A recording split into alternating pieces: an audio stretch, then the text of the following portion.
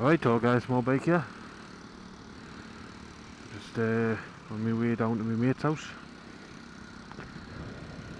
He's going back to university soon. He goes to university, a business university in Norway, of all places. He was handpicked out of multiple people in the UK to get a scholarship paid for by the government for a business thingy, right? And he's been back for Christmas, but he's going back in a couple of days' time. So all the lads, no lasses, all the lads are going out to his, having a good piss up. Alright, well that's Christmas over and done with. Back to work in 2 days, back to the daily grind. But just means when I get back to work, I gotta do some more videos. Because I'm going to be doing more on the FJ. I'm going to be doing more on the FJ. I'm going to be doing the clutch plates for one. Well, not the clutch plates, the clutch pressure plate. Now, the way the FJ clutch is at the minute, it's diaphragm loaded. So it's a bit of metal, bit of sheet metal, right? And it's got like torsion on it. So it's twisted into a certain place and then pressure put onto it. So when you apply pressure, it springs back into the place it is now. Now, common problem with the FJs, the diaphragm spring thing itself is way too weak for what it needs to do.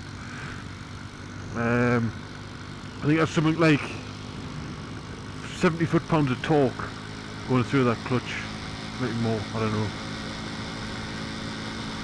I know there's 132 brake horsepower at peak from the engine. I don't know if that's half the horsepower is torque or whatever, I can't remember how you work it out.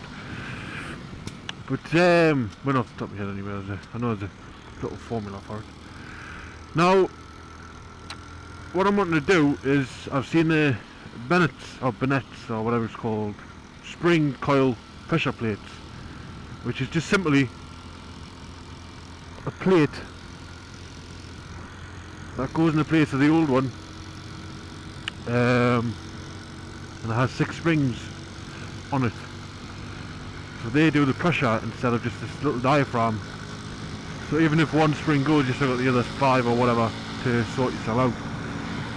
And it's more of an even pressure on the pads. So that's probably what I'm going to do as well.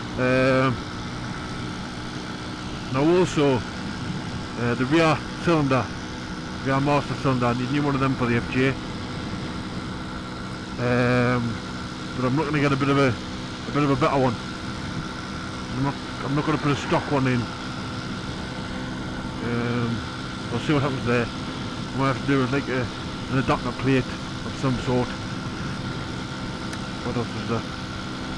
The handlebars, clock mounts, the air scoops.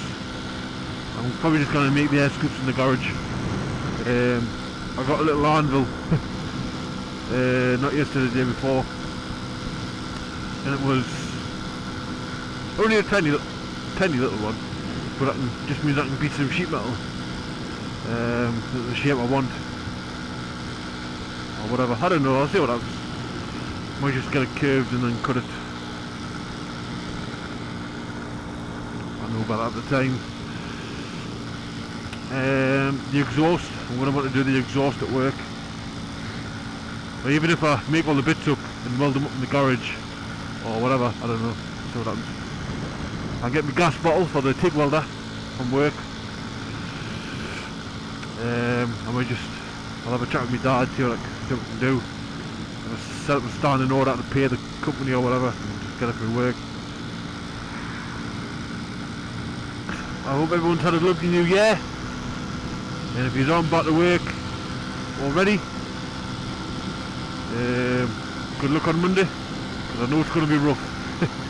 Hopefully I don't get too bad off tonight. Otherwise my vlog tomorrow morning is going to be me getting off the bike and being sick. Although that would be funny, I don't fancy it.